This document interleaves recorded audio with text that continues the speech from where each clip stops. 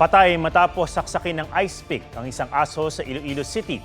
Muling pinaharap sa barangay ang sospek na posibleng maharap sa reklamong paglabag sa Animal Welfare Act. May report si John Sala ng GMA Regional TV.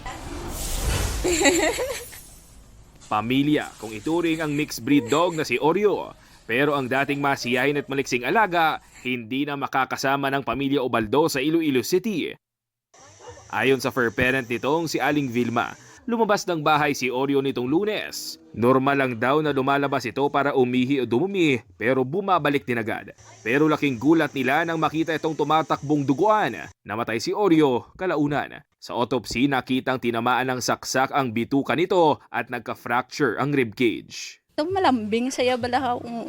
Tapos kada ko na di mag-abot, gaano gina siya gahakos gina siya sa akon amo na nga hindi ko gid mabaton bala nga amo na balahaw sa ano nang sa pila lang ka segundo nadula tapos sa akon pa makakamot na ano siyempre sakit-sakit gid hindi ko gid mabaton.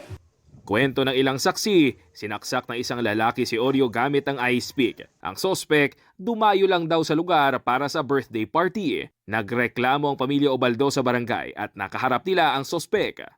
Kung ano ba nagsusulat sa utok kinaya, iyan slabton.